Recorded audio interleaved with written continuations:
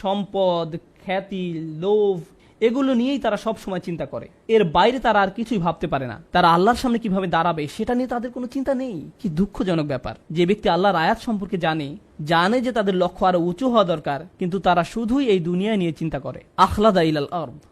আর এই রূপক আয়াতটি আল্লাহ শেষ করেছেন এইভাবে যে ফামাসালুহু, কিভাবে ওই ব্যক্তিকে বর্ণনা করা যায়, সেই ব্যক্তি যে কিনা সাপের মতো ব্যবহার করছে।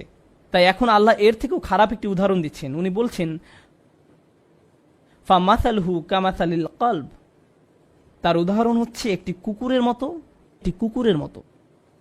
এটাই যথেষ্ট অপমানজনক। কারণ কুকুর হচ্ছে এমন একটা প্রাণী, হ্যাঁ এটা বিশ্বস্ত, কিন্তু আল্লাহ আসলে কথা বলছেন এমন একটি ছন্নছাড়া কুকুরের। এটা আমরা দেখব আয়াতের ভাষা থেকে। এই যে কুকুরটি যার বর্ণনা আল্লাহ দিচ্ছেন, আপনারা জানেন কোরআনে আমরা বিভিন্ন মানুষের উদাহরণ পাই যাদেরকে কোনো প্রাণীর সাথে তুলনা করা হয়েছে। যেমন ইসরায়েলরা, যারা তাদের উপর বর্ণিত কিতাবের মর্যাদা দিতে পারেনি, তাদের উদাহরণ সেই গাধা যে পুস্তক বহন করে চলে, কিন্তু এখানে বর্ণিত ব্যক্তি তার থেকেও খারাপ। তার তুলনা করা হয়েছে কুকুরের সাথে। আল্লাহ বলছেন ইন তাহমিল আলাইহি ইয়ালহাস, তুমি যদি এই কুকুরের উপর কোনো বোঝা চাপাও, কোনো বোঝা বেঁধে দেওয়া হয় এবং তারপর সেই বোঝা বহন করতে দেওয়া হয়, কুকুরটিকে কোনো বোঝা বহনের কাজ দেওয়া হয়, তখন সে জোরে জোরে হাঁপাতে থাকে। সেই বোঝা বহন করতে দেওয়া হয়, তখন সে জোরে জোরে হাঁপাতে থাকে, এমন ধরনের হাঁপানো যাতে শব্দ হয় এবং জিহ্বা বের হয়ে জোরে জোরে নিঃশ্বাস নিতে থাকে। এইভাবে কুকুর এটাই করে। কোনো প্রাণী যখন তার জিহ্বা বের করে দিয়ে নিঃশ্বাস নিতে থাকে, তার অর্থ হলো সে ক্লান্ত। আল্লাহ তাআলা খুবই নিখুঁত ভাষায় ব্যবহার করেছেন চিত্রটি আমাদের সামনে তুলে ধরতে, যে তোমরা যদি এর উপর বোঝা চাপাও তাহলে সে হাঁপানো শুরু করে। ওয়া ইন তাতরুহু, আর যদি একে এমনিতেও রেখে দাও, ইয়ালহাস, তখনও সে তার জিহ্বা বের করে হাঁপাবে। এর অর্থ কি? এর সাথে আমার, আপনার অথবা সেই ব্যক্তি যে আল্লাহর পথ প্রাপ্ত তার সম্পর্ক কি? যে আল্লাহ তাআলা এমন একটি অদ্ভুত তুলনা করেছেন। একটি কুকুর, সে অনেক কাজ করলেও হাঁপায়, আবার না করলেও হাঁপায়, অনেক কাজ করলেও হাঁপায়, না করলেও হাঁপায়। এই হাঁপানোর ব্যাপারটি, এটা আসলে যে কোনো সৃষ্টির জন্য স্বাভাবিক কোনো ব্যাপার নয়। যে কোনো প্রাণী হোক, মানুষ হোক, কখনোই হাঁপায় না যদি স্বাভাবিক প্রক্রিয়া ব্যাহত হয়। উত্তেজিত হলে, বিরক্ত হলে, অসন্তুষ্ট হলে, পিপাসা পেলে, এটা এমন কারো চিত্র যে অতৃপ্ত, অপূর্ণ। আমাদের উলামারা এই হামিল শব্দটির ব্যবহার নিয়ে বিশদ আলোচনা করেছেন, যার অর্থ হলো কারো উপর বোঝা চাপানো। আর এটা কোরআনে ওহী নাজিল করা বোঝাতে ব্যবহৃত হয়েছে। এখন এই লোকটি হয়ে গেছে কুকুরের মতো। সে ধর্ম সম্পর্কে কিছু শুনলেই বিরক্ত হয়ে যায়। এই ব্যক্তি কিন্তু সেই ব্যক্তি যে দিন সম্পর্কে জানত, সে ধার্মিকও ছিল, কিন্তু যখনই সে এর থেকে দূরে সরে যাওয়া শুরু করলো, তারপর যখন ইসলামে কোনটা সঠিক কোনটা ভুল এই সম্পর্কে কিছু শুনে, মনে মনে সে এটা আর পছন্দ করে না, সেটাতে বিরক্ত হয়। তারা নামাজ পড়ে কোনো শান্তি পায় না, মুসলিমদের কোনো জমায়েতে সে অস্বস্তি বোধ করে, কোনো কিছু জানতে সে বিরক্ত হয়। তাই তারা মুসলিম সঙ্গ থেকে দূরে সরতে থাকে এবং তার অন্ধকার জগতের সঙ্গী বেছে নেয়। বাজে ধরনের পরিবেশে তারা মিশতে শুরু করে, কিন্তু সেখানে গিয়েও তারা অস্বস্তিতে ভুগতে থাকে। তারা ভাবে যে ইসলামিক পরিবেশ ছেড়ে সেই পরিবেশে গিয়ে তারা কিছুটা শান্তি পাবে, কিন্তু আসলে তারা শান্তি পায় না। আবার কোনো কোনো উলামার মতে এটা তাদের অতৃপ্ত দুনিয়াবি কামনা বোঝাচ্ছে। যখন তারা দুনিয়া নিয়ে ব্যস্ত হয়ে পড়ে, তখন আল্লাহ তাআলা দুনিয়ার জন্য তাদের তৃষ্ণা আরও বাড়িয়ে দেন। শয়তানও তাদের পিছনে পড়ে, কারণ শয়তানকে তারাই পেছনে পড়তে সুযোগ দিয়েছিল। এখন যেটা হয়েছে, শয়তান তাদেরকে খালি ভোগের পর ভোগ করতে বলছে, যদিও তাদের হয়তো ভোগের আর প্রয়োজন নেই। এর মানে কি? এর মানে হচ্ছে এমন কেউ যে হয়তো টাকা পয়সা কামানোতে আসক্ত হয়ে পড়ে, কামনা বাসনা চরিতার্থ করার ধান্দায় থাকে, অতি ভোজনে আসক্ত হয়ে পড়ে, বা এরকম কিছুতে। তারা খাবার কথা চিন্তা করে যখন তারা ক্ষুধার্ত থাকে, আবার যখন থাকে না তখনও তারা খাবারের কথাই চিন্তা করে। তারা হয়তো দুপুরের খাবার খাচ্ছে আর তখন চিন্তা করছে রাতের খাবারে কি খাবে। তারা জিনিসপত্র কেনাকাটা নিয়ে অতিরিক্ত মগ্ন থাকে। হয়তো তারা দেনার ভারে ডুবে আছে, তখনও ভাবতে থাকে আমার ক্রেডিট কার্ড দিয়ে কি কি কেনা যায় আর কি পাওয়া যায়। এভাবে মানুষ মানসিক অসুস্থতায় ভুগতে থাকে এবং কোনোভাবেই নিজেকে প্রতিহত করতে পারে না। যেভাবে একটি কুকুরও নিজের হাঁপানো বন্ধ করতে পারে না, কারণ থাকুক আর না থাকুক, প্রয়োজন থাকুক আর না থাকুক, হাঁপাতে থাকে। আর এই অস্বস্তিকর রূপকের আলোচনাটা যখন শেষ হতে শুরু করলো, আল্লাহ আযজা ওয়া জাল্লা বলছেন, যালিকা মাসালুল কওম আল্লাযীনা কাযযাবু বিআয়াতিনা। এটা হচ্ছে সেই ধরনের লোকেদের উদাহরণ যারা আমার আয়াতকে মিথ্যা প্রতিপন্ন করেছে।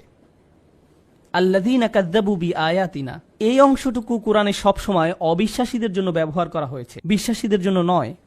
আর এই আয়াতে দেখা যাচ্ছে আয়াত শুরু হয়েছিল এমন কারো কথা দিয়ে যে কিনা বিশ্বাসী ছিল, আর এখন এসে বলা হয়েছে যখন সেই ব্যক্তি এই পর্যায়ে এসে যায় তখন আল্লাহর দৃষ্টিতে সে অবিশ্বাসীদেরই সমতুল্য। তাহলে কি লাভ হলো? আমাদেরকে আল্লাহর আয়াত দেওয়া হয়েছে যেন আমরা মানুষ হিসাবে বাঁচতে পারি, কোনো জন্তু হিসেবে নয়। এমন কেউ না যে প্রবৃত্তির বশে সবকিছু করে। যদি আমরা তা না করতে পারি তাহলে অন্য কারোর সাথে এই ব্যক্তির কি পার্থক্য রইল? খালি বাহ্যিকভাবে এমন ভাব ধরা যে আল্লাহর কিতাবের প্রতি তার অনেক ভালোবাসা রয়েছে, কিন্তু ভিতরে এর প্রতি কোনো টান বোধ না করা। আল্লাযীনা কাযযাবু বিআয়াতিনা, আল্লাহ যেভাবে আয়াত শেষ করেছেন সেটা দেখে আমি একেবারে বাকরুদ্ধ। ফাকসুসিল কসাস লাআল্লাহুম ইয়াতাফাক্কারুন, তাদেরকে বিবিধ কাহিনী বলুন যেন তারা চিন্তা করতে পারে। এইভাবে আয়াতটি শেষ হয়েছে, তাদেরকে বিবিধ কাহিনী বলুন। আল কাসাস বহুবচন, এর মানে হচ্ছে এই যে ঘটনাটি শুধু একটি মাত্র ঘটনা নয়, বারবার এই ঘটনা চলতেই থাকবে। আমাদের চারপাশে এমন অনেক লোক থাকবে যারা হয়তো একসময় ধার্মিক ছিল কিন্তু একসময় সে নাই হয়ে গেছে। গোপনে ধর্ম মেনে না চলে উপরে উপরে দেখানোর মানে হলো প্রকৃতপক্ষেই ধর্ম অস্বীকার করা। এরকম কাহিনী আমাদের চারপাশে অহরহ ঘটবে, তাই তাদেরকে নিয়ে ভাবতে হবে। লাআল্লাহুম ইয়াতাফাক্কারুন, যেন তারা গভীরভাবে ভাবতে পারে। আর এটাও ভাবতে হবে যে আমি নিজেও কি সে একই রাস্তায় যাচ্ছি কিনা। এই আয়াতটি ভালোভাবে বুঝতে হলে আমাদেরকে আরো দুইটি বিষয় জেনে নিতে হবে। প্রথমটি হচ্ছে ইবাদা।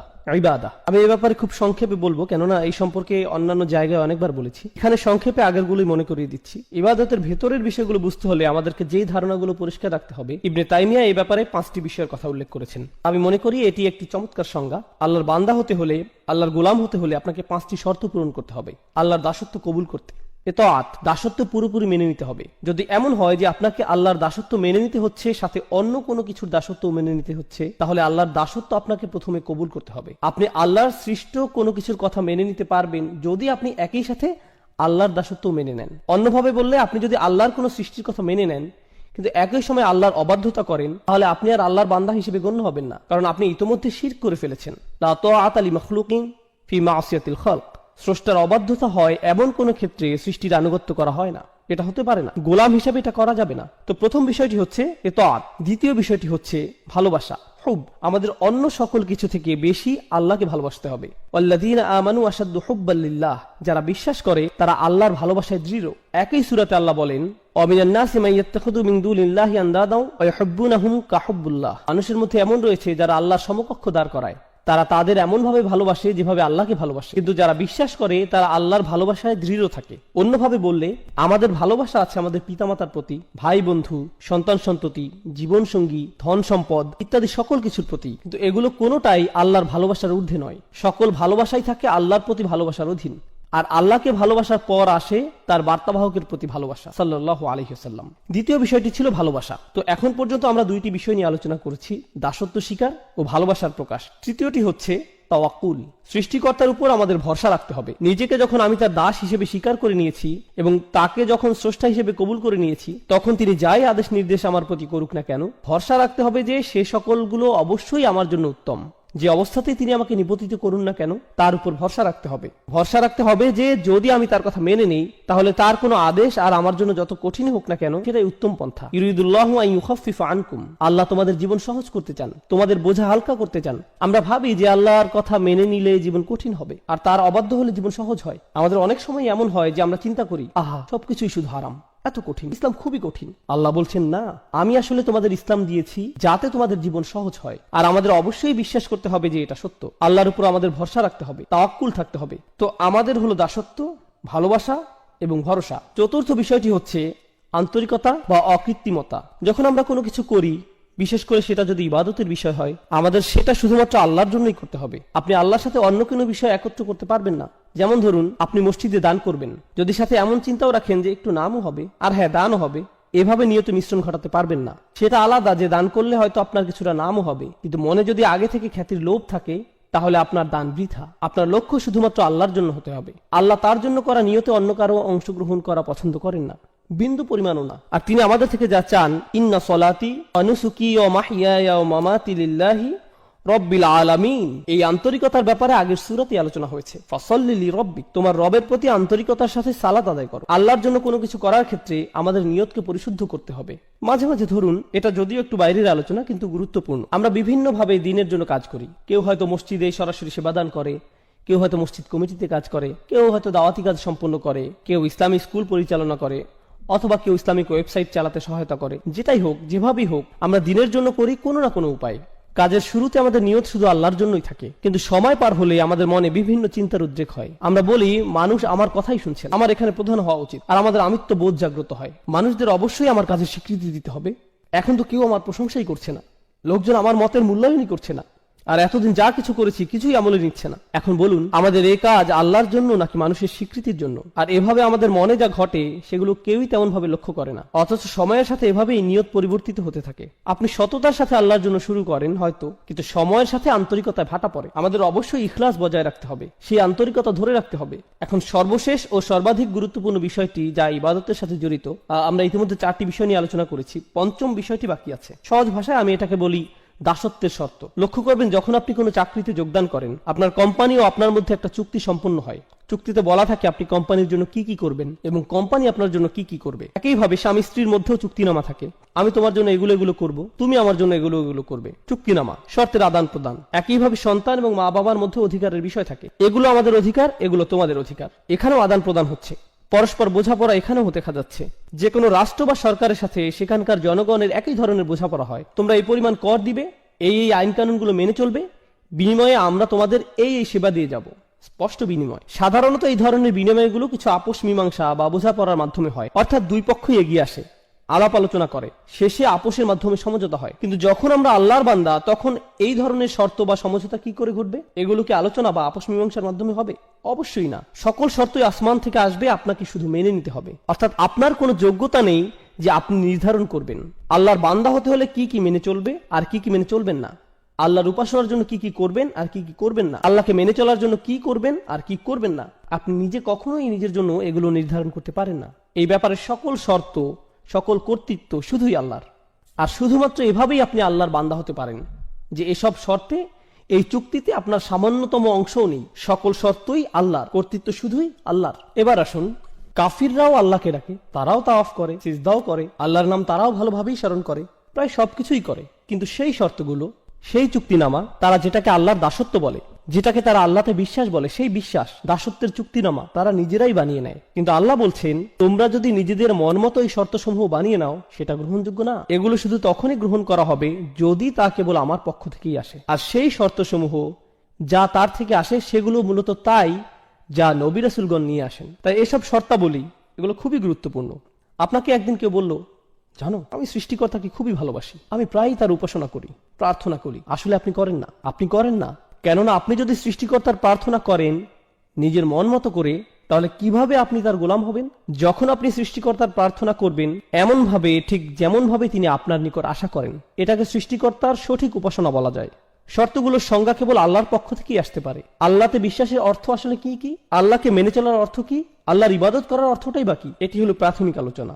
দাসত্বের শর্তসমূহ দুইটি বিষয়। আমি চাই আপনারা ইবাদত শব্দটার আসলে আরবিতে কি বোঝায় সেটা আগে জেনে নিন। কিংবা বলা যায় উবুদিয়্যাহ শব্দটি, যেটি মূলত মাজদার ব্যাকরণ অনুযায়ী, এটি মূলত দুটি বিষয়ের সমন্বয়।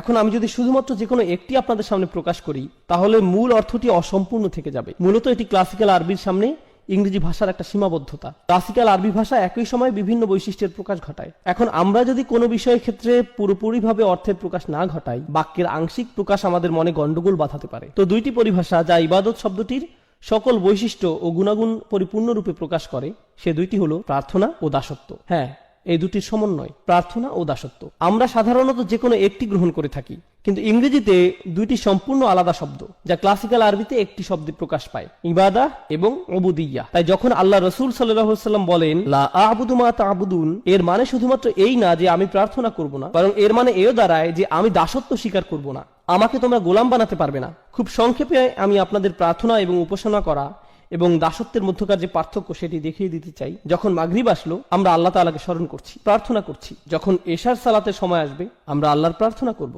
কিন্তু এই দুই নামাজের মাঝখানে সময় আমরা কি করি? এই দুই নামাজের মাঝখানে যখন আমরা ছিলাম, এই দুই নামাজের মাঝখানে আমরা ছিলাম আল্লাহর দাস। যখন আপনি ঘুমাচ্ছিলেন তখন আপনি প্রার্থনা করছিলেন না, কিন্তু ঠিকই আপনি ছিলেন তখন আল্লাহর দাস। যখন আপনি ঘুম থেকে উঠলেন, দাঁত ব্রাশ করলেন, নাস্তা করলেন, আপনার কাজে যাওয়ার জন্য গাড়ি ড্রাইভ করলেন, সে সময় আপনি প্রার্থনা করছিলেন না, কিন্তু তাহলে আপনি কি করছিলেন? যদিও হয়তো এ সময় আপনি কোরআন তেলাওয়াত করছিলেন না বা কোনো জিকির আজকার করছিলেন না, কিন্তু ঠিকই এই সময় আল্লাহর দাসই ছিলেন। তো বলা যায় যে প্রার্থনা হচ্ছে নির্দিষ্ট কিছু কাজ, রোজা রাখা, নির্দিষ্ট সময়ে সালাত আদায় করা, হজ করা, কোরআন তেলাওয়াত করা, দান সাদকা করা, এগুলো সবই নির্দিষ্ট কিছু কাজ যেগুলো প্রার্থনা হিসেবে ধরা হয়। কিন্তু একজন দাস, একজন গোলাম, সে সর্বদাই আল্লাহর গোলাম, যদিও সে এই ধরনের কাজগুলো করে বা না করে। এই ধারণাটি আসলে খুবই শক্তিশালী, কেননা এর মানে দাঁড়ায় আমাদেরকে ঠিক সেভাবে জীবনযাপন করতে হবে যেভাবে আল্লাহ তাআলা চান। শুধুমাত্র জুমার নামাজে বা অন্য কোনো নামাজে আল্লাহকে মানবেন আর অন্য সময় মানবেন না, সেটা চলবে না। নামাজগুলোর মধ্যকার সময়ে আমরা আল্লাহর বান্দাই। হাফিজু আলা সলাওয়াত ওয়াস সালাতুল উস্তা। আলেমদের মধ্যে অনেকে বলেন এখানে সলাতুল উস্তা বলতে নামাজগুলোর মধ্যকার সময়ের কথা বলা হয়েছে। এই সময়ে আল্লাহর সাথে আমাদের কানেক্ট থাকতে হবে, এই সময়ে আল্লাহর সাথে আমাদের সম্পর্ক থাকতে হবে, আমাদের আল্লাহর প্রার্থনা করতে হবে, একই সাথে আল্লাহর দাসত্ব মেনে নিতে হবে। এখন আমরা হয়তো অনেকেই আল্লাহর প্রার্থনা ঠিকভাবেই করি, কিন্তু দাসত্বের ক্ষেত্রে, যেমন হয়তো আপনি আসরে নামাজ পড়েছেন, কিন্তু এখন ভাবছেন সময় তো আছে, একটু মুভি দেখা যায়, মাগরিব চলে আসলো, হ্যাঁ মাগরিবের নামাজেও চলে আসছেন, কিন্তু এভাবে আপনি শুধু প্রার্থনা করছেন, দাসত্বের শর্তে টিকছেন না, আল্লাহর বান্দা হতে পারছেন না। কার হয়তো একটি মদের দোকান আছে, কিন্তু সে 5 ওয়াক্ত নামাজ পড়ছে মসজিদে গিয়ে। তো এখান থেকে সহজে বোঝা যায় যে সে আল্লাহর প্রার্থনা সঠিকভাবে করছে, কিন্তু আল্লাহকে মানছে না, কোনোভাবেই সে আল্লাহর বান্দা নয়। তাই সমস্যা হয়ে যায় আমাদের এই ইংরেজি অনুবাদগুলোর কারণে। এই অনুবাদগুলো দেখে আমাদের মনে হয়, যাক অন্তত পক্ষে আল্লাহর প্রার্থনা তো সঠিকভাবে করছি, আমার কাজ তো হয়ে গেল। না না, আপনি আল্লাহর প্রার্থনা করছেন, কিন্তু আপনি আল্লাহর বান্দা নন। প্রার্থনা করা হচ্ছে একটি অংশ, দাসত্ব হচ্ছে অপর অংশ, এবং ইবাদা এই দুইটি অংশ নিয়ে গঠিত, শুধু একটিতে হবার নয়। এখন আরবদের ব্যাপারটি লক্ষ্য করুন। আরবদের দুটি সমস্যা ছিল। প্রথমটি হচ্ছে তারা আল্লাহর প্রার্থনায় বিমুখ ছিল, তবে এর চাইতে বড় সমস্যা, তারা আল্লাহর দাসত্ব মেনে নিতে রাজি ছিল না। এই সূরাটি এই দুইটি সমস্যা নিয়ে আলোচনা করছে। আমাদের এই সমস্যা দুটি স্পষ্টভাবে চিহ্নিত করে নিতে হবে। যখন তারা আল্লাহর সামনে মাথা নত করতে এবং অন্য সকল উপাস্য থেকে মুখ ফিরিয়ে নিতে অস্বীকার করে, তখন সেটা তাদের কোন সমস্যা? প্রার্থনাগত সমস্যা নাকি দাসত্বের সমস্যা? অবশ্যই এটি তাদের প্রার্থনাগত একটি সমস্যা। কিন্তু যখন তারা ইয়াতিমদের দূরে ঠেলে দেয়, যখন তারা নারী শিশুদের হত্যা করতে বিরত থাকে না, যখন তারা গরিব দুঃখীদের দিকে ফিরেও তাকায় না, যখন তারা ন্যায় বিচার থেকে নিজেদের দূরে সরিয়ে নেয়, যখন তারা বিনা অপরাধে মানুষ হত্যা করে, যখন তারা কৃতদাসদের উপর অমানবিক অত্যাচার করে, তখন তারা আসলে কিসের সাক্ষ্যদান করে? তারা মূলত আল্লাহর দাসত্বকে প্রত্যাখ্যান করে। আল্লাহর বান্দার ন্যায় জীবনযাপন তারা কোনো আগ্রহ দেখায় না। আপনি আল্লাহর বান্দা মানে আপনি আল্লাহর উপাসনা করেন এবং তার সাথে তার দাসের ন্যায় জীবনযাপন করেন, দুইটি বিষয়। এখন আয়াতটি আমরা ভালোভাবে বুঝবো। লা আ'বুদু মা তা'বুদুন, এখানে লা আ'বুদু অর্থাৎ আমি দাসত্ব করব না এবং আমি প্রার্থনা করব না, যার ইবাদত তোমরা করছো। আমাদের বুঝতে হবে এই আয়াতে আল্লাহ রসুলকে বলা হয়েছে কাফিররা কিসের প্রার্থনা করত আর তারা কার দাসত্ব করত সে ব্যাপারে কথা বলতে। তো তারা কিসের প্রার্থনা করত এবং তারা কার দাস ছিল বলে মনে করেন? তারা বিভিন্ন মূর্তির, নিজেদের বানানো মেয়েকে ঈশ্বরের উপাসনা করত এবং তারা নিজেদের লোভ লালসার দাস ছিল। দুইটি বিষয়, তারা মূর্তিগুলোর পূজা করত এবং নিজেদের শাহাওয়াত, লোভ লালসার গোলাম হয়ে গিয়েছিল, নিজের নফসের পূজারী। আল্লাহ রসুল তাদেরকে বলছেন, আমি তোমাদের এসব মূর্তি প্রার্থনাকে প্রত্যাখ্যান করি এবং নিজের নফসের দাসত্বকেও অগ্রাহ্য করি। এই দুইটা বিষয়কেই আমি প্রত্যাখ্যান করলাম, আমি কখনো এগুলো মেনে নিব না। এই কাফিরদের চিন্তা ছিল অনেক দিন ধরে এই ঝামেলা চলছে, প্রায় 1 দশক হয়ে যাচ্ছে, আর তো ভালো লাগছে না ব্যাপারটা, কিছু একটা করা উচিত। মক্কার পরিবেশও কেমন থমথমে, মুসলিম আর কাফিরদের মধ্যে এই মারামারি কাটাকাটি আর সহ্য করা যায় না, চলো কিছুটা ছাড় দিয়ে দেখি। তাদের চিন্তা ছিল যে সমাজে এখন কিছুটা শান্তি ঐক্যের প্রয়োজন, এতে করে মক্কার পরিবেশ কিছুটা শিথিল হবে, আমাদের ভবিষ্যতের জন্য ভালো হবে। লা আ'বুদু, বেশিরভাগ ব্যাকরণবিদের মত অনুযায়ী এই আয়াতে মুদারিতে লা শব্দটির কারণে বর্তমানের চাইতে ভবিষ্যতের কথা এখানে অধিক বোঝানো হয়েছে। অর্থাৎ রাসূলুল্লাহ বলছেন, তোমরা আশা করে কোনো লাভ নেই, আমি কখনোই তোমাদের আশা অনুযায়ী কাজ করব না। তোমরা যদি মনে করো ভবিষ্যতে তোমাদের হয়তো সুযোগ আছে, সময় গেলে পরিস্থিতি পাল্টাবে, আমি কখনোই এসবের প্রার্থনা করব না।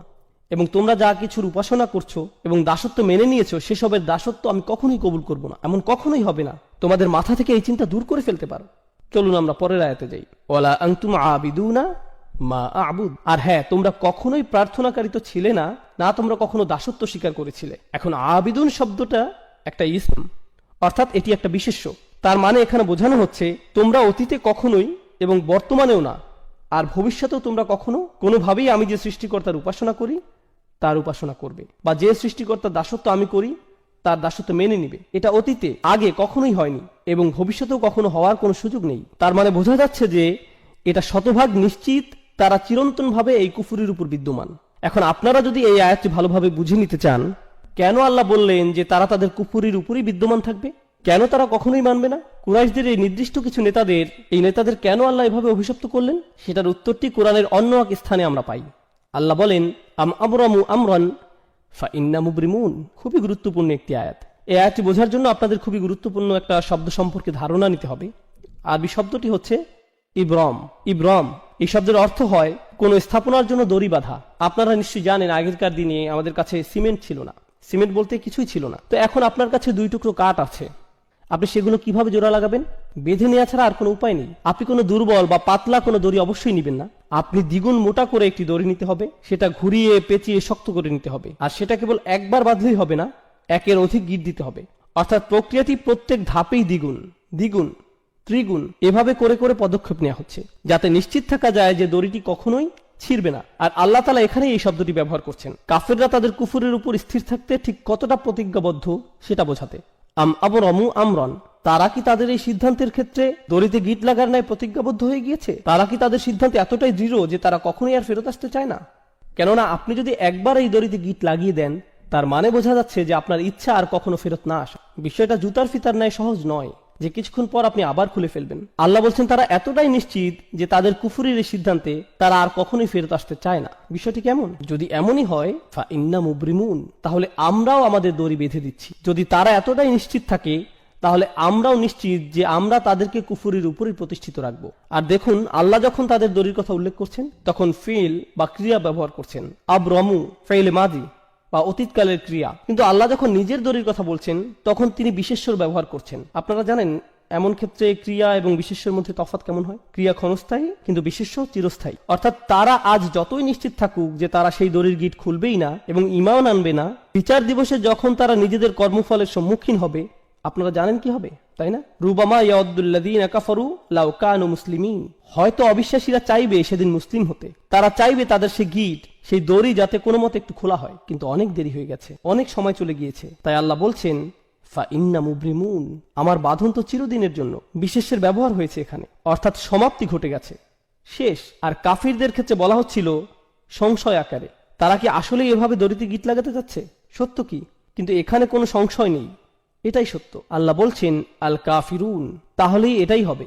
অন্যভাবে বললে তারা তাদের সিদ্ধান্ত স্থির করে ফেলেছিল, তাই আল্লাহ তাআলাও তার সিদ্ধান্ত নিয়েছেন। অবাক হওয়ার কিছু নেই। তোমরা কখনোই সেই সত্তার প্রার্থনা করনি যার প্রার্থনা আমি করেছি। মনে করো না যে আমার নবুয়তের পূর্বে তোমাদের আর আমার বিশ্বাস একই ছিল। না না না, কখনোই না। ওয়ালা আনতুম আবিদুন, তোমরা কখনোই করনি, কখনোই সঠিকভাবে প্রার্থনা করনি, আগেও কখনো করনি, ভবিষ্যতেও কখনো করবে না। যার দাসত্ব আমি এখন করছি তোমরা তা মেনে নিবে না। আবুদ এই শব্দটি রাসূলের জন্য বর্তমানকালে ব্যবহৃত হয়েছে। খুবই চমৎকার প্রয়োগ। এই শব্দটি বর্তমানকালে ব্যবহৃত হলে কি বোঝায় জানেন? তিনি তার অতীত বোঝাননি, তিনি শুধুমাত্র তার ভবিষ্যৎ নিয়ে বলেছেন। আর এটি খুবই চমৎকার কেন জানেন? কারণ তিনি কখনোই শিরক করেননি। রাসূলুল্লাহ সাল্লাল্লাহু আলাইহি ওয়াসাল্লাম কখনোই শিরক করেননি, সেটা আমরা জানি। কিন্তু সত্যিকার অর্থেই তিনি আল্লাহর বান্দা তখন হলেন যখন আল্লাহর পক্ষ থেকে তার নিকট ওহী আসা শুরু হলো। তিনি সত্য খুঁজে ফিরছিলেন, সর্বক্ষণ চিন্তায় পেরেশানিতে মগ্ন ছিলেন। ওয়াজাদাকা দাল্লান ফাহাদা, আমরা তোমাকে অন্বেষণ করতে দেখেছি এবং পথ প্রদর্শন করেছি। কিসের পথ দেখানোর কথা বলা হচ্ছে? দাসত্ব কবুলের পথ। হেদায়েত ও দাসত্ব একই পথের পথিক। ইয়াকা না'বুদু ওয়া ইয়াকা নাস্তাঈন, তারপরেই কি আসছে? ইহদিনা, অর্থাৎ হেদায়েত। তো রাসূল সাল্লাল্লাহু আলাইহি সাল্লাম বলছেন, এখন আমি সত্যিকার অর্থে দাসত্ব খুঁজে পেয়েছি। তবে তার মানে এই না যে তোমরা মনে করবে পূর্বে আমি তোমাদের ধর্মবিশ্বাসী ছিলাম। না না, সেটা কখনোই ঘটেনি। তাই তোমাদের এ ব্যাপারে বিভ্রান্ত হওয়া উচিত নয়। আর এখানে খুবই শক্তিশালী শিক্ষা যেটা পাওয়া যায় সেটা হচ্ছে, যদি তোমরা জানো যে আমি কখনোই তোমাদের বিশ্বাস গ্রহণ করব না এবং আমিও জানি যে তোমরা আমার বিশ্বাস কখনো গ্রহণ করবে না, তার মানে এখান থেকে সহজেই বোঝা যায় যে আমাদের রাস্তা ভিন্ন। তাই বলা যায় এই দুইটি আয়াত এখানে ভবিষ্যৎ নিয়ে আলোচনা করছে। হ্যাঁ, অতীতের তুলনায় এখানে ভবিষ্যতের দিকে ফোকাস করা হচ্ছে। আমি কোনো কিছু ছাড় দিব না এবং তোমরাও কোনো কিছুতেই ছাড় দিবে না বলে মনে হচ্ছে। আল্লাহর উপাসনা তোমরা করবে না এবং তার দাসত্ব তোমরা মানবে না। ওয়ালা আনা আবিদুম মা আবাদতুম। এখন আমরা অতীতে ফিরে যাচ্ছি। আগের দুইটি আয়াত ছিল ভবিষ্যতের জন্য, এখনকার দুটি আয়াত অতীতের জন্য।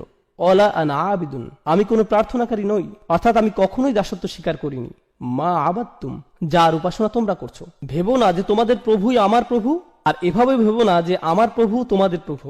এমনকি আমি পূর্বেও যে প্রভুর প্রার্থনা করতাম সেটাও তোমাদের প্রভু ছিল না। ওহী লাভের পূর্বেও আমি তোমাদের প্রভুর প্রার্থনা করিনি। সে সময় যেসব বিষয়ের মূল্য ছিল না আমার কাছে, তোমরা আশা করছো যে এখন নবুয়তের পরে, ওহী আগমনের পর আমি সেই বিষয়টির মূল্যায়ন করব। তোমরা চাও যে এখন আমি কিছুটা ছাড় দেই। অতীতেও যেখানে আমি কখনো শিরক করিনি সেখানে এখন ওহী আসার পর এটা তো অসম্ভব। তো এখানে কোনো সুযোগ নেই যে আমি কিছুটা ছাড় দিই। ওয়ালা আনা আবিদুম মা আবাদতুম, যেটার উপাসনা তোমরা করছো সেটা তো আমি প্রথম থেকেই করিনি, এখন এটিকে অতীতের সাথে মিলিয়ে নিন। ওয়ালা আনতুম আবিদুনা মা আবুদ। এখন এখানে কিছু বিষয় আমাদেরকে স্পষ্ট করে নিতে হবে। পূর্বে রিপিটেশনের কথা আমরা বলেছিলাম। প্রথম ওয়ালা আনতুম আবিদুনা মা আবুদ ছিল ভবিষ্যতের জন্য, কিন্তু দ্বিতীয়বার যখন বলা হলো এটি অতীতের জন্য।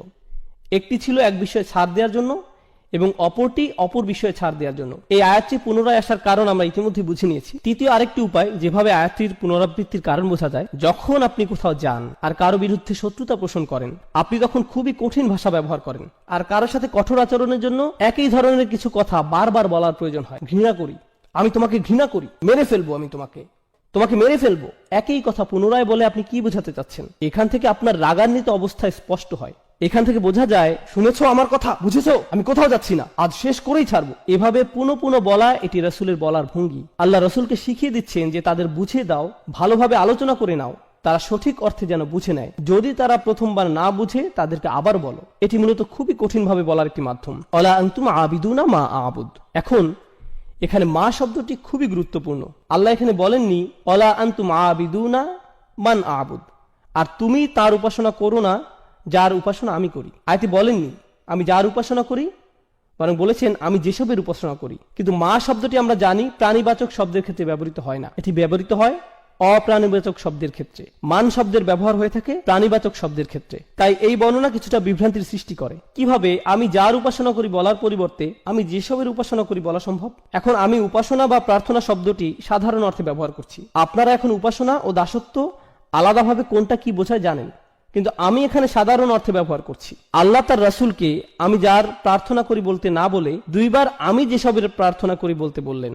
এখানে এই মা শব্দটি, যেটি দ্বারা আয়াতে যেসবের অর্থ করা হয়েছে, এটি আরবি ব্যাকরণ অনুযায়ী মা মাসদারিয়া হতে পারে। একভাবে চিন্তা করলে এরূপ ধরা যায়। তাহলে অর্থ হবে যে প্রার্থনা আমি করি, মা আবুদের অর্থ হয় ইবাদাতি আবুদু, অর্থাৎ আমি যেমন প্রার্থনা করি তেমন তোমরা কখনোই করবে না। মা শব্দটি দ্বারা এক হিসাবে এমনটাই বোঝাচ্ছে, যে ধরনের যে প্রকৃতির উপাসনা আমি সৃষ্টিকর্তার করি তোমরা তা কখনোই করবে না। সৃষ্টিকর্তার একজন দাস হওয়া, প্রার্থনাকারী হওয়া, এটি আমার নিকট যে অর্থ বহন করে তা তোমাদের নিকট কখনোই একই অর্থ বহন করে না। তোমাদের আর আমার চিন্তাভাবনা সম্পূর্ণ ভিন্ন। মা শব্দটির এটি একটি ব্যাখ্যা। দ্বিতীয় যে ব্যাখ্যা মা শব্দটির করা যায়, যদি এটাকে ইসমে তাজ্জুব মৌসুলা, কি অসাধারণ সৃষ্টিকর্তার উপাসনা আমি করি আর কি জঘন্য মিথ্যাচারের উপাসনা তোমরা করো। যখন মা বা কি শব্দটি আল্লাহর ক্ষেত্রে ব্যবহার করছেন, দুটি বিষয় হতে পারে। বিষয়টি সহজ করে বোঝাতে চলুন আমরা কে এবং কি এর মধ্যকার পার্থক্যটা দেখি। যখন আপনি কে দ্বারা কোনো প্রশ্ন করছেন, আপনি বিশেষ কোনো ব্যক্তির খোঁজ করছেন। আর যখন আপনি কি দ্বারা কোনো প্রশ্ন করছেন, আপনি বিশেষ কোনো গুণ বা বৈশিষ্ট্যের খোঁজ করছেন। যখন আপনি জিজ্ঞেস করেন এই ব্যক্তিটি কে, পাশের কেউ জবাব দেয় সে আব্দুল করিম, এ শরীফ ও আহমদ। কিন্তু যখন আপনি জিজ্ঞেস করেন এই ব্যক্তিটি কি, সে একজন অ্যাকাউন্টেন্ট, একজন ডাক্তার, সে একজন ভালো মানুষ ইত্যাদি। ঠিক, অর্থাৎ যখন আপনি বলছেন কে, ও হ্যাঁ অ্যাকাউন্টেন্টরা ভালো মানুষ নাও হতে পারে, আমি আসলে জানি না, যাই হোক, কে দ্বারা যখন আপনি প্রশ্ন করছেন তখন কোনো ব্যক্তিকে খুঁজছেন। আর কি দ্বারা প্রশ্ন করলে তার গুণ খোঁজা হচ্ছে, বুঝতে পারছেন নিশ্চয়ই। যখন মা দ্বারা প্রশ্ন করা হয় তখন কিসের সম্পর্কে জিজ্ঞেস করা হচ্ছে বলুন? ব্যক্তি নাকি বৈশিষ্ট্য? হ্যাঁ, অবশ্যই বৈশিষ্ট্যের ব্যাপারে। কত অসাধারণ সৃষ্টিকর্তার প্রার্থনা আমি করি, যার উপাসনা আমি করি, তিনি সত্য, তিনি সত্য স্রষ্টা, অর্থাৎ স্রষ্টার বৈশিষ্ট্যের দিকে ইঙ্গিত করা হয়েছে। আর যখন মা শব্দটি তাদের জন্য ব্যবহৃত হচ্ছে, ওয়ালা আনা আবিদু মা আবাদতুম, কি জঘন্য মিথ্যার অনুসরণ তোমরা করছো। দেখো তোমরা যাদের অনুসরণ করছো তাদের প্রকৃতি একটু দেখো, আর আমি যারা অনুসরণ করছি তার প্রকৃতি একটু দেখো। মা শব্দটি এখানে এই কাজই করছে। দারুণ। ওয়ালা আনা আবিদুম মা আবাদতুম ওয়ালা আনতুম আবিদুনা মা আবুদ। তোমরা কি ভাবছো যে আমি যেই অসাধারণ আল্লাহর ইবাদত করি তোমরাও সেই একই আল্লাহর ইবাদত করো? তোমরা আসলেই ভাবো যে তোমাদের সৃষ্টিকর্তাকে আমার আল্লাহর সাথে মিলাতে পারবে? কখনোই না। আর তোমরা কি ভাবো যে আমি আমার সর্বশক্তিমান আল্লাহর জন্য যা করি, তার সামনে যেভাবে দাসত্ব কবুল করি, তা তোমাদের ওই তুচ্ছ বানানো স্রষ্টাদের জন্য করব?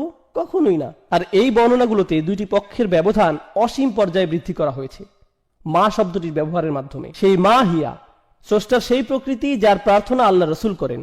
আল্লাহ আসলে কে, আল্লাহ আসলে কি, সুবহানাহু ওয়া তাআলা। মা শব্দটি দ্বারা এসবই আলোকপাত করা হয়েছে। তাই বলা যায় এটি শুধু মা মাসদারিয়া নয়, এটি মা তাআজ্জুব, খুবই শক্তিশালী একটি বিষয় যার ব্যবহার এই আয়াতে হয়েছে। এখন আমরা একেবারে শেষ আয়াতটিতে যাচ্ছি।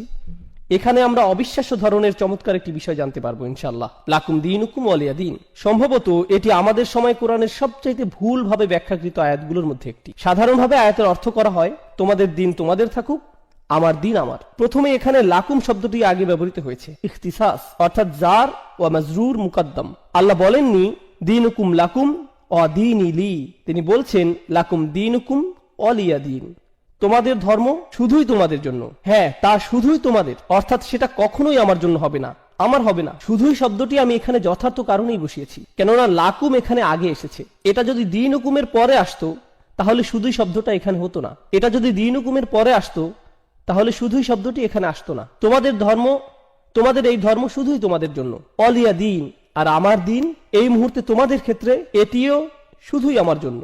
অর্থাৎ তোমাদের ও আমার মধ্যে কখনোই আর কোনো কিছুর বিনিময় সম্ভব নয়, বিনিময়ের সময় শেষ। অন্যভাবে বললে আমি এই শহর ছেড়ে যাচ্ছি। এই আয়াতগুলো মূলত রাসূলের হিজরতের পূর্বাভাস, কেননা কোনো জায়গায় যখন দাওয়ার আর কোনো কারণ অবশিষ্ট থাকে না তখন হিজরত অবশ্যম্ভাবী। কারণ রাসূলের মক্কাতে থাকার কারণ একটাই, দাওয়া। কিন্তু রাসূল নিজেই যদি বলেন যে দরজা বন্ধ হয়ে গেছে, তাহলে স্পষ্ট হয়ে যায় যে তিনি নিজের নাগরিকত্ব পরিত্যাগ করছেন, যেমনটা আমরা বললাম। আর হ্যাঁ, যখন রাসূলের পক্ষ থেকে এই ধরনের শব্দ আসছে তখন তাদের ক্রোধ কি আরো বাড়ছে নাকি বাড়ছে না? অবশ্যই বাড়ছে। এই ধরনের শব্দ কোরআনের অন্য জায়গাতেও দেখা যায়। কুল ইয়া কওমি আমালু আলা মাকানাতিকুম, তাদের বলুন আমার জাতির মানুষেরা তোমাদের জায়গা থেকে তোমাদের যা মন চায় করো, তোমাদের অবস্থায় থেকে যা করতে পারো করে ফেলো। ইন্নী আমালু, আমিও কাজ করছি, আমার যা করার আমিও করে যাচ্ছি। দিন শব্দটি আরবিতে এই শব্দটি দাইন শব্দ থেকে আসে। দাইন শব্দের অর্থ ধার বা ঋণ, কোনো কিছু যার নির্দিষ্ট পরিমাণ আপনি কারো কাছ থেকে পান বা যা আপনার থেকে কেউ পায়। দিন শব্দটি আরবিতে শাসনতন্ত্র বা সরকারও বোঝায়, কেননা সরকার সাধারণ মানুষকে তাদের পাওনা দিয়ে থাকে এবং সাধারণ মানুষ থেকে নিজেদের পাওনা নিয়ে থাকে। সূক্ষ্ম বিনিময় যা সরকার ও কোনো দেশের মানুষের মাঝে ঘটে। দিনের জন্য কোনো না কোনো কর্তৃপক্ষ থাকা জরুরি। একইভাবে বিচার দিবসে যখন মানুষ ঠিক তাই পাবে যা তাদের প্রাপ্য, ঠিক তাই দিবে যা তাদের থেকে পাওনা, এই দিনকেও ইয়াউম আদ-দ্বীন বলা হয়েছে। মালিকি ইয়াউমিদ্দিন, লাকুম দীনুকুম ওয়ালিয়া দীন। এর একটি অর্থ হয় তোমরা যথার্থভাবে ঠিক তাই পাবে যা তোমাদের প্রাপ্য। তোমাদের বিচার শুধুমাত্র তোমাদের জন্যই হবে, আর আমার বিচার ও আমার উপরেই হবে। আর তোমাদের আজকের এই কুফরের পরিণতি কি সেদিন বিচার দিবসে তোমরা জানতে পারবে। এখানে দিন শব্দের দ্বারা এই অর্থটিও বোঝানো হচ্ছে, লাকুম দীনুকুম ওয়ালিয়া দীন, তোমাদের বিচার তোমাদের জন্য আর আমার বিচার আমার জন্য। সুবহানাল্লাহ। এগিয়ে যাও, সরাসরি চ্যালেঞ্জ। জাহান্নামের আগুন এই মুহূর্তে শুধুই তোমাদের জন্য। তোমরা যারা কুফরের উপর পুরোপুরি স্থির হয়ে আছো, তোমাদের জন্য সেদিন থাকছে বিশেষ বিচার, আর নবী হিসাবে আমার জন্য থাকবে বিশেষ ফয়সালা। দেখা যাক শেষ পর্যন্ত জয় কাদের হয়। উন্মুক্ত চ্যালেঞ্জ। আরেকটি বিষয় যা আমি চলে যাওয়ার পূর্বে আপনাদের জানাতে চাই, লাকুম দীনুকুম ওয়ালিয়া দীন। অনেকেই এই আয়াতটির ভুল ব্যাখ্যা করেছেন এভাবে যে রাসূলুল্লাহ সাল্লাল্লাহু আলাইহি সাল্লামের কিছু যায় আসে না যদি তারা শিরক করে, তোমরা তোমাদের মতো থাকো, আমরা আমাদের মতো থাকি। এটি আসলে আয়াতের একটি ভুল ব্যাখ্যা এবং ভুল বুঝ। জি হ্যাঁ, একেবারেই ভুল অর্থ করে নেয়া। এই আয়াতটি কখন নাজিল হয়েছিল?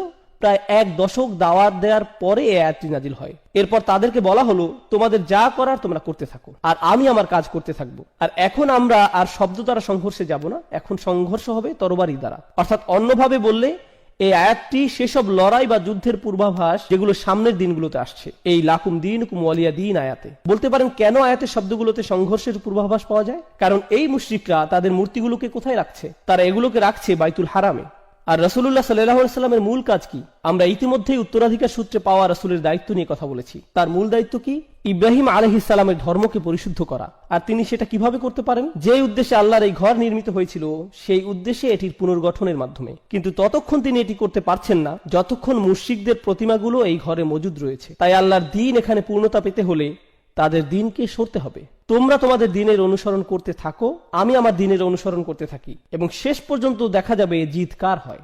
তাই আল্লাহ বলেন, হুয়াল্লাযী আরসালা রাসূলাহু বিল হুদা ওয়া দীনিল হক লিইয়ুযহিরাহু আলাদ দীনি কুল্লি। তিনি তার রাসূলকে পাঠিয়েছেন, আল্লাহ তার রাসূলকে পাঠিয়েছেন হিদায়াতের সাথে এবং সেই সত্য দ্বীনের সাথে, যাতে এটি অন্য সকল যত দ্বীন আছে সেগুলোকে পরাস্ত ও নিষ্প্রভ করে দিতে পারে। দ্বীনের অন্যান্য যত রূপ সবগুলোই পরাভূত হবে। ওয়ালাউ কারিহাল মুশরিকুন, যদিও মুশরিকরা বিষয়টি ঘৃণা করে, যদিও তারা এটি অপছন্দ করে। তো তোমরা যা করার করতে থাকো, কিন্তু সেগুলো সবই বৃথা হবে। আমার দ্বীন ইতোমধ্যেই নিশ্চয়তা পেয়ে গেছে। আর হ্যাঁ, দ্বীন শব্দটি পরবর্তী আয়াতে আরো বেশি স্পষ্ট হবে। আরাআইতান নাস ইয়াদখুলুনা ফি দীনিল্লাহ, দ্বীন শব্দটি আবারও আসছে। সেখানে আমরা জানতে পারবো যে সংঘাতের শুরু এই সূরাতে হয়েছিল। পরবর্তী সূরাতে দেখা যাবে কারা এতে জয়লাভ। আর এই সূরার সর্বশেষ শিক্ষা একেবারে শেষ বক্তব্য রাখার পূর্বে অতিরিক্ত দুইটি বিষয়ে কিছু কথা বলবো ইনশাআল্লাহ তাআলা। প্রথম কথাটি হচ্ছে, আগের সূরাতে আমরা দেখতে পাই মক্কার কুরাইশরা রাসূলুল্লাহ সাল্লাল্লাহু আলাইহি সাল্লাম ও তার পরিবারের উপর একটি ব্যক্তিগত আক্রমণ করে। বাতারা মুহাম্মাদিন, এই শব্দটি দ্বারা তারা আক্রমণ শুরু করে। মাআযাল্লাহ, এর দ্বারা তারা বোঝায় যে রাসূলের বংশের শিকড় কেটে গেছে এবং বেশি দিন আর স্থায়ী হবে না। গত সপ্তাহে এই বিষয়ে আমরা বিস্তারিত আলোচনা করেছি, আপনারা চাইলে মনে করে নিতে পারেন। এই আক্রমণের জবাবে আল্লাহ সুবহানাহু ওয়া তাআলা রাসূলের সকল অনুসারীদের বললেন না যে তোমরা সবাই বলো, কারণ রাসূল যখন কুরাইশদের প্রতিমাগুলো থেকে নিজেকে দূরে সরিয়ে নেবেন, স্বাভাবিক যে তার অনুসারীরাও সেটাই করবেন। কিন্তু আল্লাহ তাআলা তাদের কিছুই বলতে বলেননি। তিনি বলেননি কুলু ইয়া আইয়ুহাল কাফিরুন, তোমরা সবাই বলো আইয়ুহাল কাফিরুন। এভাবে বলার জন্য আল্লাহ সুবহানাহু ওয়া তাআলার পক্ষ থেকে তাগিদ আসেনি, বরং আল্লাহ শুধুই রাসূলকে বলতে বলেছেন কুল ইয়া আইয়ুহাল কাফিরুন, শুধু তুমি বলো, তাদের একাই বলো। এর কারণ হচ্ছে, যেহেতু কুরাইশরা ভেবেছে যে রাসূলের পরিবার আর বাড়বে না, তিনি একা যথেষ্ট নন, একা তিনি কিছুই করতে পারবেন না। আল্লাহ আযজা ওয়া জাল্লা স্পষ্ট করে ঘোষণা দিলেন যে রাসূল একাই তাদের জন্য যথেষ্ট। রাসূল সাল্লাল্লাহু আলাইহি সাল্লামের আর কাউকেই প্রয়োজন নেই। এটি কোরআন থেকে একটি বড় শিক্ষা আমাদের জন্য। কেউ কেউ মাঝে মাঝে বলে মুহাম্মদ তার অনুসারীদের ব্যতীত কিছুই করতে পারত না। মাআযাল্লাহ, খুবই জঘন্য ভাষার ব্যবহার। আমরা মুসলিমরা কখনোই এমনটা বলি না, অমুসলিম ইতিহাসবিদরা বিশেষ করে এমনটা বলে থাকে। মুহাম্মদ তার অনুসারীদের উপর নির্ভর করেছিল, এই ধরনের কথাবার্তা। এখন লক্ষ্য করুন আল্লাহ তাআলা কি বলছেন, ইল্লা তানসুরুহু ফাকাদ নাসারাহুল্লাহ। সূরা তাওবাতে আল্লাহ বলছেন, যদি তোমরা তাকে সাহায্য নাও করো, আল্লাহ তো তাকে ইতিমধ্যেই সাহায্য করে রেখেছেন সাল্লাল্লাহু আলাইহি সাল্লাম। তাই আমাদের দৃষ্টিভঙ্গি কখনো এমন হতে পারে না। আমাদের দৃষ্টিভঙ্গি, চিন্তা ভাবনা হচ্ছে তিনি সরাসরি আল্লাহ তাআলা থেকে সাহায্য পেয়ে থাকেন, আমাদের সাহায্যের তার কোনো প্রয়োজন নেই। আপনারা মনে করতে পারেন হুনাইনের যুদ্ধের কথা, যখন সাহাবীরা হঠাৎ ভীত হয়ে রাসূলুল্লাহ সাল্লাল্লাহু আলাইহি সাল্লাম থেকে দূরে সরে গিয়েছিলেন, তিনি হঠাৎ একা পড়ে গেলেন। চারপাশে তাকে শত্রুরা ঘিরে রেখেছিল। শত্রুপক্ষের তীরন্দাজরা পাহাড়ের উপর থেকে প্রায় তাকে নিশানায় পরিণত করে ফেলেছিল। তিনি বলতে লাগলেন, আনা রাসূলুল্লাহ লা কাযিব, আনা ইবনে আব্দুল মুত্তালিব, আমি আল্লাহর প্রেরিত রাসূল, যা মিথ্যা নয়, আমি আব্দুল মুত্তালিবের নাতি। তিনি একাই সেখানে অবিচল দাঁড়িয়ে থাকলেন, বিন্দুমাত্র পিছপা হননি, অথচ তার সাথে কেউ ছিল না। এটাই হচ্ছে হিম্মত যা আল্লাহ সুবহানাহু ওয়া তাআলা তার রাসূলকে দিয়ে পাঠিয়েছেন এই দুনিয়াতে সাল্লাল্লাহু আলাইহি সাল্লাম। এটা হচ্ছে প্রথম বিষয় যা আমি বলতে যাচ্ছিলাম। দ্বিতীয় বিষয়টি হচ্ছে, আমি ইতিমধ্যে বলেছি আপনাদের যে কুরাইশরা চাচ্ছিল রাসূল তাদের সাথে কিছুটা হলেও আপোষ করুক, কিন্তু আল্লাহ বলছেন যে তাদের রাসূলের সাথে কথাবার্তা বলে লাভ নেই। রাসূল তো শুধু আমার নেয়া সিদ্ধান্ত তাদের জানাচ্ছে, এগুলো সবই আমার আদেশ। তাই সূরাটি শুধু ইয়া আইয়ুহাল কাফিরুন না বলে কুল শব্দ দিয়ে শুরু হচ্ছে, অর্থাৎ রাসূল সরাসরি তোমাদের বলছে না, বরং আমার আদেশে রাসূল তোমাদের বলছে। তাই রাসূলের সাথে আপোষ করে তাদের কোনো লাভ হবে না। এখন এই সূরার শেষে লাকুম দীনুকুম ওয়ালিয়া দীন, দিন শব্দের শেষে যে নুনটি রয়েছে, এটি আসলে দ্বীনই হওয়ার কথা। তোমাদের নিকট তোমাদের দিন থাকুক আর আমার নিকট আমার দিন। আরবি ব্যাকরণ অনুযায়ী ইদফা হওয়ার কারণে এখানে শেষে ইয়া হওয়ার কথা, এক্ষেত্রে যাকে ইয়া মুতাকাল্লিম বলা হয়, কিন্তু অলঙ্করণের স্বার্থে এখানে ইয়া সরিয়ে ফেলা হয়েছে আর শুধুই কাসরা ব্যবহার করা হয়েছে। আপনি যদি মুসহাফ একটু চেক করে দেখেন তাহলে দেখবেন এটি বলছে লাকুম দীনুকুম ওয়ালিয়া দীন, শুধুই কাসরা শেষে আছে, অর্থাৎ ইয়া সরিয়ে ফেলা হয়েছে। আরবিতে এই নিয়মটিকে বলা হয় হাজফ, যেখানে একটি অক্ষরকে সরিয়ে ফেলা হয়। বিভিন্ন কারণে এটি প্রয়োগ হয়ে থাকে, তার মধ্যে একটি কারণ হচ্ছে বিস্ময়ের প্রকাশ, অর্থাৎ যখন আপনি খুবই উত্তেজিত বা আবেগী হয়ে পড়েন তখন দ্বীনি না বলে আপনি শুধু বলেন দিন। একইভাবে আমরা যখন আল্লাহ আযজা ওয়া জাল্লার কাছে প্রগাঢ় ভাবে সাহায্য চাই তখন আমরা রব্বি বলি না, তখন আমরা শুধুই রব বলে থাকি, রব্বিগফিরলি। এখানে রব্বি শব্দকে কেন সংক্ষিপ্ত করা হয়েছে? কারণ আমরা আল্লাহ আযজা ওয়া জাল্লার সামনে মরিয়া হয়ে আবেদন জানাচ্ছি, এটি অন্তর থেকে তার প্রতি নিবেদন। এইখানে এই সূরায় হাসফের ব্যবহার হয়েছে যাতে করে নিজের দিনের ব্যাপারে রাসূলের দাবি স্পষ্ট ও গাঢ় হয়, এটি আমার দিন। আরেকটি কারণ হচ্ছে ইয়া দ্বারা এখানে স্বয়ং রাসূলুল্লাহ সাল্লাল্লাহু আলাইহি সাল্লামকে বোঝানো হতো, কিন্তু হাসফের দ্বারা এই আয়াতে রাসূলের ভূমিকাকে সংক্ষিপ্ত করা হয়েছে আর আল্লাহর ক্ষমতাকে ফোকাসে আনা হয়েছে। প্রথমেই আল্লাহর ভূমিকাকে এই সূরাতে কুল শব্দের দ্বারা বর্ধিত করা হয়েছে, আর শেষে ইয়া হাসফের মাধ্যমে এমন দাঁড়ালো যে আল্লাহ রাসূলকে বলছেন সব শেষে তুমি এক্ষেত্রে নিজের কথা উল্লেখও করতে পারবে না, এসব সিদ্ধান্ত আসলে তোমার দ্বারা হচ্ছে না, এই সিদ্ধান্তের পেছনে তুমি না।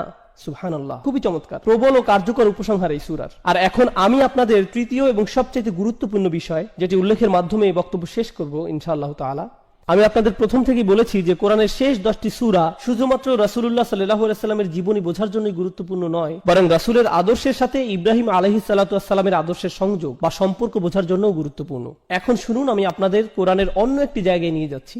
একটি বিশাল আয়াত থেকে আমি কেবল গুটি কয়েক শব্দ অনুবাদ করব। কদ কানাত লাকুম উসওয়াতুন হাসানাতুন ফি ইব্রাহিম, তোমাদের জন্য ইতোমধ্যেই ইব্রাহিমের জীবনীতে চমৎকার আদর্শ রয়েছে। ওয়াল্লাযীনা মাআহু, এবং তাদের মধ্যে যারা তার সাথে রয়েছে। ইয ক্বালু লিকওমিহি, যখন তারা তাদের জাতিকে বলল ইন্না বুরাউ মিনকুম ওয়া মিম্মা তা'বুদুনা মিন দুনিল্লাহ, আমরা পুরোপুরি ভাবে তোমাদের সাথে সম্পর্ক ছিন্ন করলাম, এতে কোনো সন্দেহ নেই। শব্দগুলো মনোযোগ দিয়ে শুনুন। তারা বলল, আমরা তোমাদের সাথে সকল সম্পর্ক ছিন্ন করছি এবং আল্লাহকে বাদ দিয়ে তোমরা যাদের যাদের উপাসনা করো সেগুলো যাই হোক না কেন প্রত্যেকের সাথে আমরা সম্পর্ক ছিন্ন করছি। আমরা তোমাদের সাথে এবং তোমরা যাদের উপাসনা করো তাদের সাথে সম্পর্ক ছিন্ন করলাম। শব্দগুলো কি পরিচিত শোনাচ্ছে? সুবহানাল্লাহ। আর তিনি বলে গেলেন, কাফারনা বিকুম, আমরা তোমাদের প্রত্যাখ্যান করলাম। অন্যভাবে বললে, আমরা তোমাদের বিশ্বাসকে অস্বীকার করলাম, তোমাদের ধর্মকে তাকফির করলাম। ওয়াবাদা বাইনানা ওয়া বাইনাকুমুল আদাওয়াতু ওয়াল বাগদাউ আবাদা, আর এখন আমাদের ও তোমাদের মধ্যে চিরদিনের জন্য প্রতিহিংসা ও ঘৃণার সূত্রপাত হয়ে গেল। হাত্তা তুমিনু বিল্লাহি ওয়াহদা,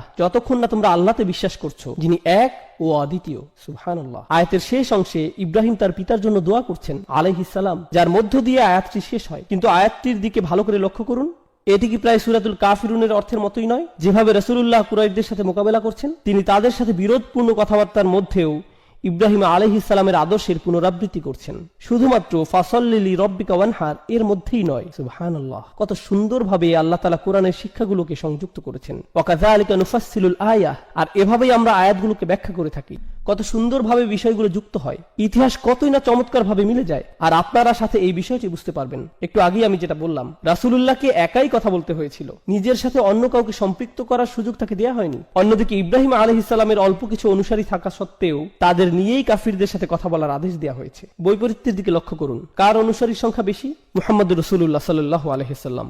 ইব্রাহিম আলাইহিস সালামের অনুসারীর সংখ্যা খুবই কম। আমরা ইতিহাস থেকে এটা ভালোভাবেই জানি। তার অনুসারীদের কথা খুবই কম উল্লেখ করা হয়েছে, এমনকি তাকে একাই উদ্দেশ্য করে উম্মাতান বলা হয়েছে। কিন্তু অল্প যাই তার অনুসারী ছিল, তাদেরকে সঙ্গে নিয়ে তাকে তার জাতির বিরুদ্ধে দাঁড়াতে বলা হয়। কিন্তু অপরদিকে রাসূলুল্লাহ সাল্লাল্লাহু আলাইহি সাল্লামের অনুসারী অনেক বেশি থাকা সত্ত্বেও তাকে বলা হলো, না না না, তুমি একাই তাদের বলো, একাই তাদের কাছে যাও, কারণ তাদের জানা দরকার তোমার ক্ষমতা কতটুকু। তাদের জানা দরকার যে তারা চাইলেই তোমার সাথে এভাবে কথা বলতে পারে না। সাল্লাল্লাহু আলাইহি সাল্লাম। আল্লাহ তাআলা আমাদের কোরআন বোঝার সঠিক সামর্থ্য দান করুন, সঠিক বুঝ দান করুন, আর রাসূলুল্লাহ সাল্লাল্লাহু আলাইহি সাল্লামের প্রতি আমাদের অন্তরে ভালোবাসা দান করুন। বারাকাল্লাহু লি ওয়া লাকুম ফিল কুরআনিল হাকীম ওয়া নাফা'নি ওয়া ইয়্যাকুম বিল আয়াতি ওয়া যিকরিল হাকীম। আসসালামু আলাইকুম ওয়া রাহমাতুল্লাহি ওয়া বারাকাতুহু।